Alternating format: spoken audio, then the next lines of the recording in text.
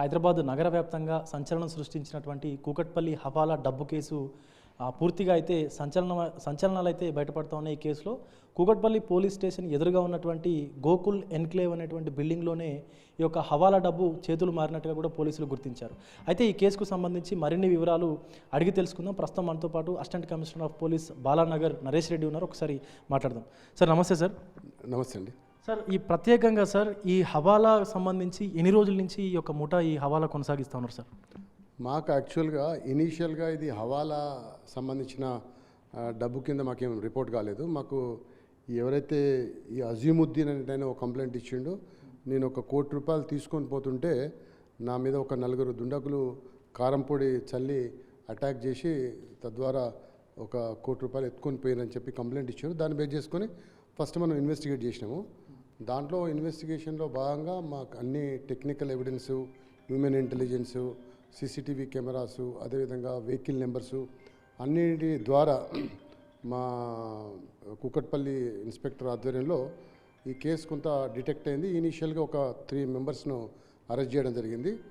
అందులో ఎవరైతే ఈ మోటార్ సైకిల్ మీద ఇతను ప్రయాణిస్తున్నాడో కుస్రుద్దీను, అతను ఇన్ఫర్మేషన్ ఇవ్వడం వల్లనే ఈ మిగతా గ్యాంగ్ అంతా దీనికి వచ్చి వీళ్ళ మీద ప్లాన్ ప్రకారంగా అటాక్ చేసి ఈ అఫెన్స్ చేయడం జరిగిందని చెప్పి తెలిసింది.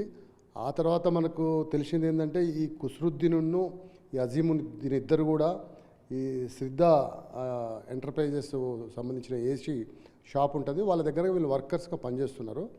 అతని డైరెక్షన్స్ మీద వీళ్ళు కుక్కట్పల్లిలో ఈ గోకుల్ ఎన్క్లేవ్ దగ్గర మీరు ఒక పిల్లర్ నెంబర్ 826 దగ్గర రూమ్ నెంబర్ 206 అడ్రస్ ఇచ్చి అక్కడ మీరు ఒక ₹10 నోట్ వాళ్ళకి ఇస్తే వాళ్ళు నీకు $1 crore క్యాష్ ఇస్తారు.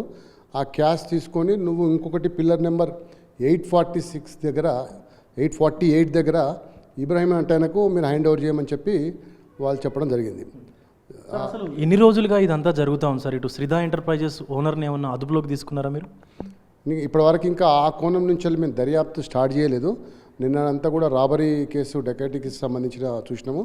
ఈ రోజు నుండి అది చేస్తున్నాము. ఆల్రెడీ ఈ ట్రాన్సాక్షన్ సంబంధించి ఈ ₹1 కోటి సంబంధించి ఈరోజు ఇన్కమ్ ట్యాక్స్ డిపార్ట్మెంట్ వారికి మేము లెటర్ రాయడం జరిగింది. అదేవిధంగా ఈ శ్రీధా ఎంటర్ప్రైజెస్కి సంబంధించి తర్వాత ఈ గోకుల్ సొల్యూషన్స్ ఉన్నాయి కదా, ఈటెక్స్ సొల్యూషన్ సంబంధించి కూడా టోటల్గా వాళ్ళ ఎండీస్ ఎవరు, దానికి డైరెక్టర్స్ ఎవరు, వాళ్ళ బ్యాంక్ ట్రాన్సాక్షన్స్ ఏమున్నాయి, ఇంకా వాళ్ళు ఇలాంటి ఇంతకుముందు ఎప్పుడైనా చేశారా, అవన్నీ కూడా తెలుసుకుంటాము. తర్వాత వీళ్ళని కూడా కస్టడీలో తీసుకుంటాము. ఇప్పుడు కంప్లైంట్ను కాన్ఫరెన్స్లో తీసుకుంటాము. అదేవిధంగా ఈ కుస్రుద్దీన్ను మిగతా అఫెండర్స్ను పోలీస్ కస్టడీలో తీసుకొని టోటల్గా మేము దీని మీద దర్యాప్తు చేపడతాం. సార్ ఇప్పటికే పరారీలో 5 వ్యక్తులు ఉన్నారు సార్. జీషాన్ కావచ్చు, చోటు కావచ్చు, అలాంటి వ్యక్తులు 5 వ్యక్తులు ఇంకా పరారీలో ఉన్నారు. అలాగే ఇంకా రికవరీ కానటువంటి సుమారుగా 22 లక్షల చిల్లర డబ్బు కూడా ఉంది. సో ఎక్కడెక్కడికి డబ్బు వెళ్ళింది సార్ అసలు? ఇప్పుడు అతను చెప్పేదాని ప్రకారంగా అయితే అఫెన్స్ చేసిన తర్వాత ఎవరైతే సపోర్ట్ చేశారో అతనికి అఫెన్స్లో వాళ్ళందరికీ కొంత డబ్బు ఇచ్చిన అని చెప్పాడు. ఎవరికి ఎంత ఇచ్చిందని క్లారిటీ లేదు. ఆ హడావిడిలో వాళ్ళకు కొన్ని కట్టలు ఇచ్చానని చెప్పాడు. అది ఆల్మోస్ట్ 20-21 lakhs రూపీస్ ఉంటుంది. అయితే ఆ 5 నిందితులకు సంబంధించి మేము కొన్ని నిందితులను ఐడెంటిఫై చేయడం జరిగింది. నిన్న టైం లేకపోవడం వల్ల ఆ మెయిన్ అక్యూడ్ ఎవరైతే ఈ గ్యాంగ్ను తీసుకొచ్చాడో అతను ఉంటే తప్ప మనం వాళ్ళ హౌజెస్ కానీ వాళ్ళ నేమ్స్ కానీ ఇంకా వాళ్ళ పర్టికులర్స్ కానీ తెలియవు. అతన్ని పోలీస్ కస్టడీలో తీసుకున్నాక మిగతా అక్యూడ్ గురించి మనం ఎఫర్ట్ చేస్తాం. ప్రజెంట్గానైతే ఒక 2 అక్యూడ్ తెలిసింది, అతను పరారులో ఉన్నారు. వాళ్ళ దగ్గరనే మిగతా సొమ్ము ఉంది.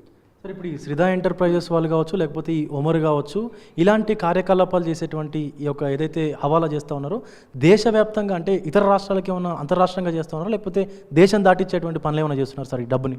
ఇప్పటివరకు అయితే మనకు అలాంటిది ఇంకా ఇన్వెస్టిగేషన్లు ఏం తేలేదు.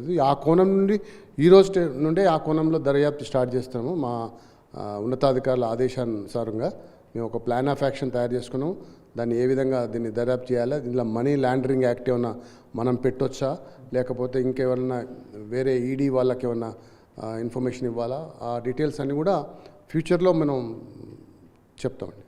సార్ ఇంకొకటి సార్, ఫైనల్గా ప్రధానంగా ఈ హవాలా జరిగినటువంటి ఆ బిల్డింగ్కు సంబంధించి కూడా ఆ బిల్డింగ్ అలాగే చుట్టుపక్కల కూడా పెద్ద ఎత్తున చీటీల పేరుతోని డబ్బు నగదు లావాదేవీలు జరుగుతాయంటూ కూడా స్థానికులు చెప్తా ఉన్నారు. ఎంతవరకు కరెక్ట్ సార్ అది? దానికి సంబంధించిన డబ్బు ఏమైనా అనుకోవచ్చు? అది అంటే అది ఈ డబ్బు ఎక్కడి నుంచి వచ్చింది, ఎక్కడికి వెళ్ళి ఇచ్చింది అనేది ఇంకా పూర్తిగా దర్యాప్తులో తెలియలేదు. ఆ రోజు అందులో ఎవరైతే పవన్ అంటే ఆయనకు వీళ్ళు ఫోన్ చేసి అడగడం వల్ల పవన్ ఒక వ్యక్తిని అక్కడ అరేంజ్ చేసి ఆ వ్యక్తి దారి ఇప్పించాడు. అది ఇప్పుడు ఈ రోజుకి స్టార్ట్ చేస్తున్నాం, అది పూర్తి తెలుస్తుంది ఎలాంటి డబ్బు ఎక్కడి నుంచి వచ్చింది, ఏమైనా చిట్టీల డబ్బా లేకపోతే ఇంకేమైనా బ్లాక్ మనీయా ఎటు పోతుంది అనేది పూర్తిగా దర్యాప్తులో అన్నీ తెలుస్తుంది. సో ఇటు మొత్తానికి ఈ డబ్బుకు సంబంధించినటువంటి ఇష్యూని కూడా పోలీసులు అయితే కనుక్కునేందుకు దర్యాప్తును వేగవంతం చేశారు. అసలు ఆ డబ్బు ఎక్కడి నుంచి వచ్చింది, చిట్టీల డబ్బా లేకపోతే ఏదైనా హవాలా డబ్బా లేకపోతే ఇతరతర బ్లాక్ మనీయా అని చెప్పేసి కూడా తెలుసుకునేటువంటి కోణంలో అయితే వివిధ కోణాల్లో పోలీసులు దర్యాప్తుని ముమ్మరం చేశామంటూ కూడా assistant commissioner of police Balanagar Naresh Reddy అయితే చెప్తా ఉన్నారు. వీడియో జర్నలిస్టు గౌరవ్తో Vijay, big TV, ACP office Balanagar నుండి.